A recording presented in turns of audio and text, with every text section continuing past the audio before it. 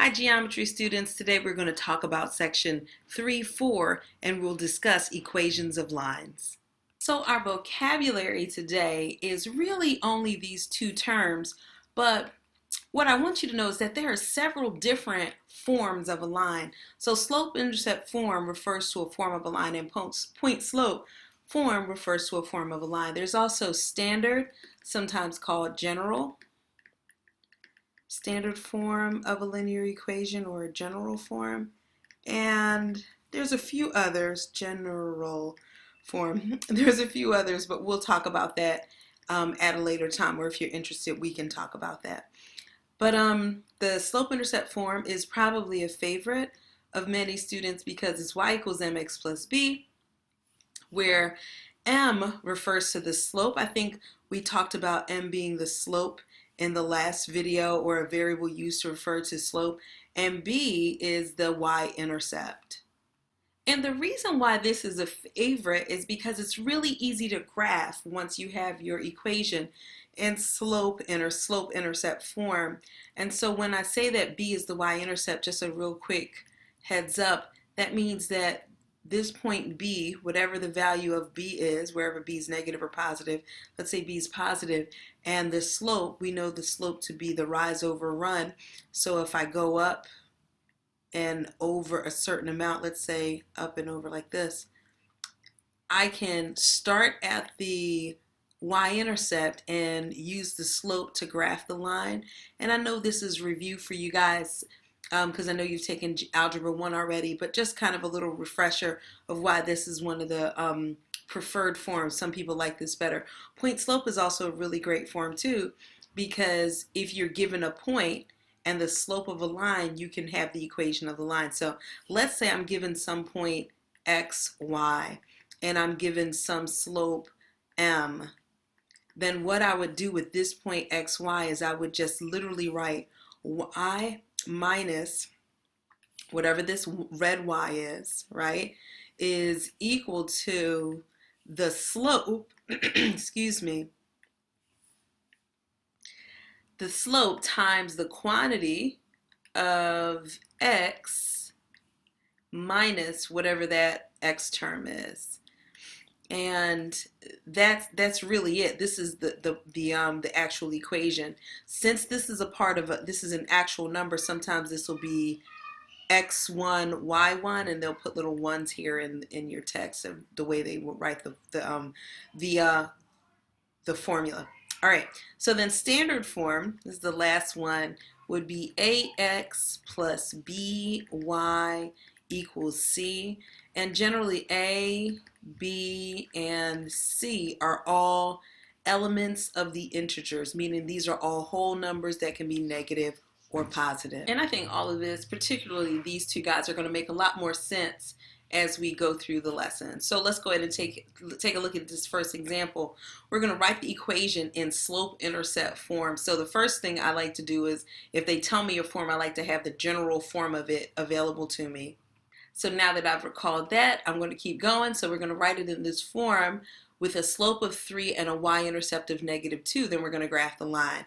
Pretty easy. They gave me the slope, they gave me the y-intercept. Therefore, my graph is going to be y equals 3x, because I'm putting 3 in for the slope, minus 2, because my y-intercept is 2.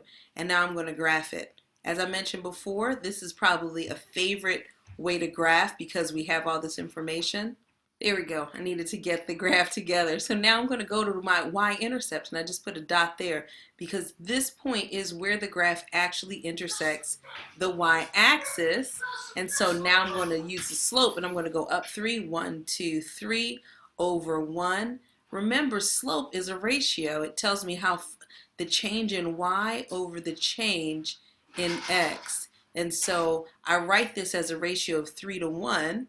So it tells me to move up 3 for every 1 I go to the right of x. And I can do that a couple times if it just helps me get a better shape of my line, which is totally fine.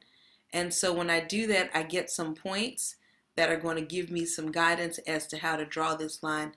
And here's my line. Not too shabby. So that's what we need to do. You have graph paper, so your graphs will be far more beautiful, but you get the idea. Slope-intercept form is really helpful. Let's take a look at the next example. Here we are in example 2. In this guy, we're asked to write the equation in point-slope form. Again, let's figure out let's go get point-slope form. So here's point-slope form, where this is my slope, and these two numbers here refer to my X and Y point, right? And I'm going to put that in red just to, so this is the point that we're given that we work on, what we're working with. All right, so with that in mind, let's go ahead and do this problem. So write the equation of a line in the point slope form, given the slope and that it contains this point -2, 5. All right, cool. There's the point and here's the slope, and I'm going to do exactly what we're supposed to do. Y minus the y term is 5 is equal to the slope, which is -3 over 4, right, times x minus the x term of the line, which is minus a -2. And so if I do minus a -2, you know we can really write that as x plus 2. And so I'd write that as x plus 2 and leave everything else the same. And here we've written our answer in point slope form. I almost cheated here and did not actually graph this. So as I was about to switch, I realized I needed to. So let's go ahead and do what we got to do. The first thing we're going to do is just graph the point. So we're at -2, +5. So I go back to -2 on my x-axis, go up 1, 2, 3, 4, 5 on my y. So my point is right about here. The next thing I'm going to do is use this slope. The slope is -3 over 4. Now I can use my change in y over my change in x, or rise over run, and say that my rise or my change in y goes down 3, 1, 2, 3, and then to the right 4, 1, 2, 3, 4. Now that I have 2 points, I'm good to go in terms of graphing my line. I could have also looked at this as, if it's a -3 over 4, I can assign that negative down here and look at my change in y as a positive up 3 and my change in x as a negative, go back 4. And you notice that that point that I'm not actually drawing would also be on the line. Just a little FYI, something you should know. And here I am trying to draw a line, and I'm going to accept it. That's all right. So this is the linear equation that we have graphed from the equation that we created. And over here we've got a couple things. We're going to write an equation of a line through each pair of points in slope-intercept form. So we're given 2 points and we need to write the equation in slope-intercept form. And we remember that's y equals mx plus b, where m is the slope and b is the y-intercept.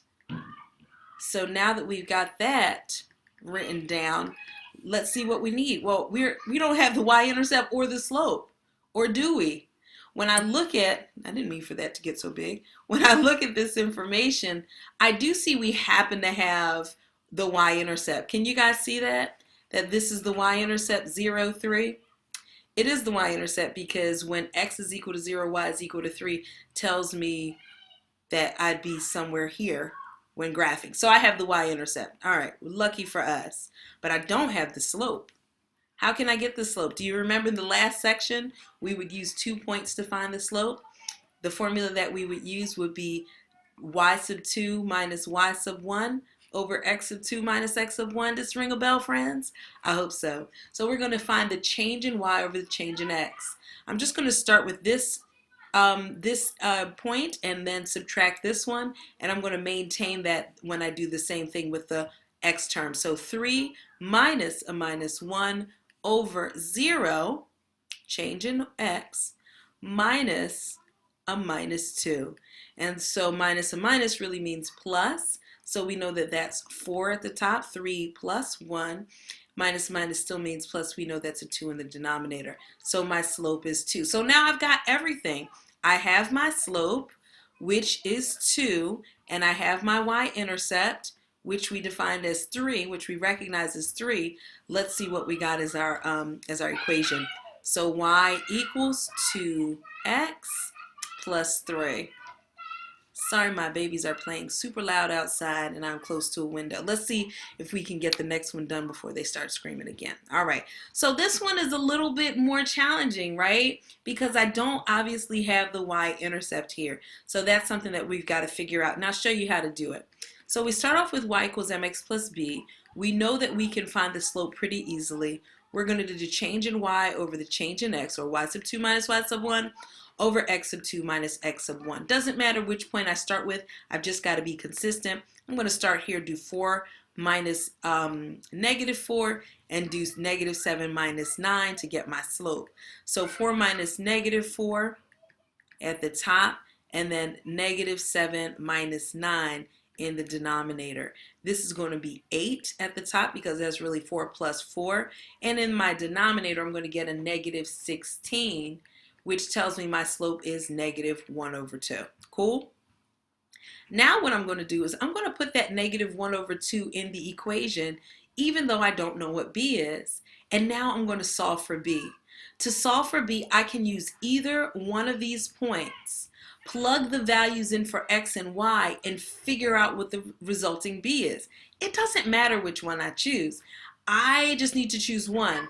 Oftentimes I like to choose the easiest one, less opportunity for mistake. So I'm going to choose the first one just because the number is smaller. The 7 is smaller than the 9. Not a big deal. So watch. I put 4 in for x. 4 in for y, because that is the y coordinate of the point. And then I put in for x that negative 7. So 1 over 2 times negative 7 plus b. I'm about to figure out what b is because now I'm going to solve this equation for b. Multiply this together. I get 4 is equal to 7 halves. 7 over 1 times 1 over 2 is 7 over 2. Negative times negative is a positive. Plus b. Got to shoo this guy to the back in order to solve. And so I like fractions. I'm into them. So I'm going to call my 4 8 over 2. I'm going to subtract 7 over 2 on both sides. You see where I'm going with this, chablitos. Subtract 7 over 2, and I'm left with b. So now 8 over 2 minus 7 over 2 is b. You see where we're going? b is equal to 1/2. So my y-intercept is 1/2. My equation is y is equal to, what's the slope? Here was the slope. Negative 1/2 x. And what's my y-intercept? Once I put the slope in and plugged in a point and worked it out, my y-intercept is 1/2. So this is somewhat of an aside, but it's going to influence our what we talk about today in terms of our graph. So remember we talked about graphs having basically 4 different types or orientations of your linear equation, right? So you can have a linear equation like the first one that I've drawn over here. Let's go back. That can be written in the form y equals mx plus b. And this slope is going to be positive. We got a positive slope here. This guy can be written in the form y equals mx plus b, but this has a negative slope. These two lines are special. This guy, if I drew it nice and parallel to the x-axis there, which I was trying to do, has a slope of 0. And since it has a slope of 0, if I plug a 0 in here, this whole term goes away. This equation is going to be in the form of y equals b. You're not going to have an x in this equation because the slope is 0. So anytime you have a horizontal line, you know that the slope is going to be y equals b, y equals some number. And similarly, this is a special situation. This slope does not exist, right? This slope is, sometimes we call it undefined. Right? We call it undefined, or we say there's no slope, meaning the slope does not exist. So when you have a situation like this equation will be even further from these guys here. It'll be x is equal to whatever number this is. Let's say this is c. X is equal to c. Here, this intersection point is b, still same y-intercept is b, but our equation is going to look a lot different. It won't be y equals mx plus b, it'll be this form. So here, I wanted us to have this in the back of our mind while we talked about this equation here. If I look at this point, these 2 points, I notice that one point is at, like, let's say negative 2, 6, let's say here, and the other point's at positive 5, 6. That's a horizontal line. The equation of this line would simply be y equals 6. We'll talk more about this the next time we meet.